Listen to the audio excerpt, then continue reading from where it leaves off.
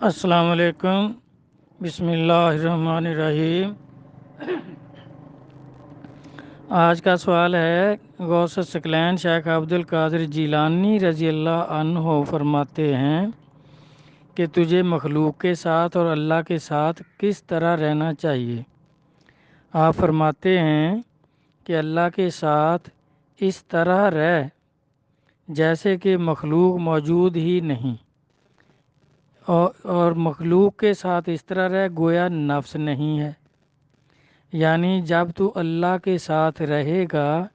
تو یہ سمجھنا ہے کہ آپ کے دل میں کسی مخلوق کی جگہ نہ ہو، دل میں صرف اللہ ہی اللہ ہو، اللہ کا تعلق ہو، اور اللہ کے ہر حکم پر لبیک کہے۔ اللہ کے حکم کے خلاف جس چیز سے اللہ نے روکا ہے ان سے دور رہ، جن کا حکم دیا ہے ان پر قائم رہ، اور مخلوق کو دل میں جگہ نہ دے، کیونکہ دیکھیں ہر اعضاء دو دو اللہ نے بنائے ہیں اور دل ایک بنایا ہے۔ اور نبی اللہ صلی اللہ علیہ وسلم نے فرمایا ہے کہ قلوب المومنین عرش اللہ تعالیٰ، کہ مومن کا قلب اللہ کا عرش ہے۔ تو آپ اس عرش پر صرف اللہ ہی رہیں، اگر اور مخلوق اس میں رہے گی تو پھر اللہ نہیں آئیں گے۔ تو اس طرح رہو کہ مخلوق میں رہتے ہوئے بھی مخلوق کے ساتھ دل کا تعلق نہ ہو، لین دین، کاروبار، میل جول سب کچھ ہوتے ہوئے، مخلوق میں رہتے ہوئے، مخلوق کے ساتھ کام کرتے ہوئے بھی دل میں صرف اللہ ہی اللہ ہو، دل کا تعلق صرف اللہ سے ہو۔ اور جب مخلوق کے بغیر اللہ کے ساتھ ہوگا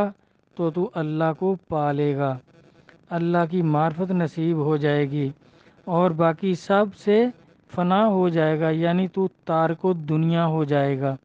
دنیا کے ساتھ کوئی تیری نہ خواہش ہوگی نہ کوئی مقصد ہوگا، دنیاوی کاروبار لین دین وہ سب کچھ ہوگا، لیکن دل کا تعلق صرف اور صرف اللہ سے ہوگا، تو اس وقت یہ تیرا قلب جو ہے یہ اللہ کا عرش ہوگا۔ جب تو نفس کے بغیر مخلوق کے ساتھ ہوگا تو عدل کرے گا، یعنی اپنی خواہشات کو چھوڑ کر مخلوق کے ساتھ کاروبار لین دین جب کرے گا تو پھر تو انصاف کر سکے گا۔ اگر نفس موجود ہے، خواہشات موجود ہیں، تمہاری دلچسپی دنیا کے اندر موجود ہے، تو پھر آپ مخلوق کے ساتھ عدل نہیں کر سکیں گے، کیونکہ پھر تو اپنی دلچسپی اپنی خواہش کی پیروی کرو گے تو مخلوق کے ساتھ عدل نہیں کر سکتے۔ علیہ السلام کا فرمان بھی یہی ہے کہ عادل قاضی اس وقت صحیح فیصلہ کرے گا کہ اس کیس میں اس کا اپنی کوئی دلچسپی نہ ہو۔ اگر اس کی اپنی کوئی دلچسپی ہے تو پھر وہ عدل نہیں کرے گا، اور جب تو عدل کرے گا تو پھر حق پر قائم رہے گا اور برے انجام سے سلامت رہے گا۔ خلوت یعنی تنہائی کے دروازے پر سب کو چھوڑ دے اور خلوت میں تنہا داخل ہو جا، یعنی اللہ تبارک تعالیٰ کے ساتھ تنہا ہو جا۔ یہ نہیں کہ جب تو اللہ کی عبادت کرے سر اللہ کے دروازے پر ہو اور دل جو ہے یہ مخلوق کے دروازے پر ہو، کہ فلاں سے یہ چیز لینی ہے، یہ مقصد حاصل کرنا ہے، اس کو یہ دھوکہ دینا ہے، اس کے ساتھ یہ پیار کرنا ہے، تو دل میں اگر مخلوق ہے تو پھر سر جو ہے اللہ کے دروازے پر رکھنے کا کوئی فائدہ نہیں۔ پھر یہ غوث ثقلین کا صلی اللہ علیہ وسلم فرماتے ہیں کہ پھر یہ تو منافقت ہے کہ سر اللہ کے دروازے پر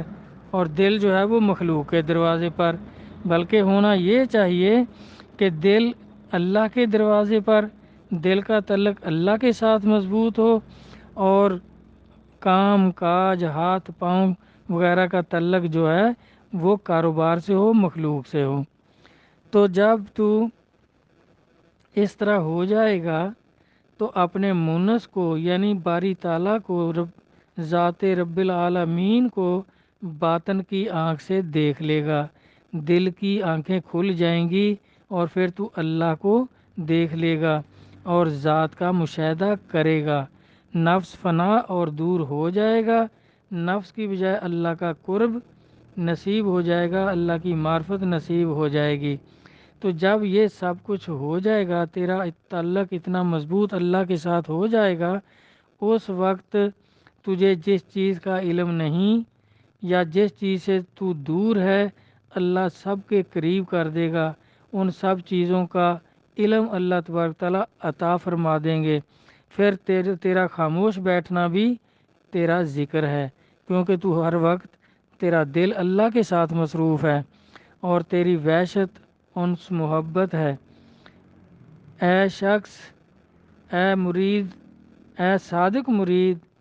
جان لے کہ مقام عبودیت میں، اللہ کی عبادت کے مقام میں، خالق اور مخلوق کے سوا کچھ نہیں۔ اگر تو نے خالق کو اختیار کیا تو سمجھ لے کہ سب تیرے دشمن ہیں، صرف پروردگار تیرا دوست ہے۔ حضور نبی کریم صلی اللہ علیہ وآلہ وسلم نے فرمایا، جس نے اس کو چکھا اس نے اس کو جانا، یعنی اللہ کی معرفت جس کو نصیب ہوگی وہی جانے گا کہ اس کا کیا مزہ ہے، یہ تعلق کس طرح ہوتا ہے، اللہ تبارک تعالیٰ کے ساتھ تعلق کیا ہے۔ تو پھر جب معرفت ہوگی پھر یہ سب کو سمجھ آئے گا۔ کسی نے آپ صلی اللہ علیہ وآلہ وسلم سے پوچھا کہ جس پر تلخی یعنی کڑواہٹ غالب ہے وہ شیرینی کا ذائقہ کیوں کر محسوس کرے گا؟ آپ صلی اللہ علیہ وآلہ وسلم نے فرمایا، اپنی جانب سے تکلف اور کثرت کے ساتھ خواہشات کے دور کرنے پر عمل کرے، یعنی خواہشات کو ترک کرتا رہے تو پھر انشاءاللہ ایک دن اللہ کے ساتھ اس کا تعلق ہو جائے گا۔ اے شخص مومن، جب صالح عمل کرتا ہے اے صالح مومن جب تو صالح عمل کرتا ہے تو اس وقت تیرا نفس قلب کے حکم میں ہوتا ہے، اور قلب جن چیزوں کا ادراک کرتا ہے ان چیزوں کا ادراک نفس بھی کر لیتا ہے، پھر اس کا قلب سر یعنی بھید الہی بن جاتا ہے، اللہ کے راز اس پر افشاں ہوتے ہیں، پھر وہ بھید ایک جسم اختیار کر کے فنا ہو جاتا ہے، پھر فنا بدل کر بقا ہو جاتی ہے کہ جب تو ذات میں فنا ہو جائے گا تو پھر اس کے بعد بقا نصیب ہوگی، ہمیشگی نصیب ہوگی، ہمیشہ کی زندگی نصیب ہوگی۔ اس کے بعد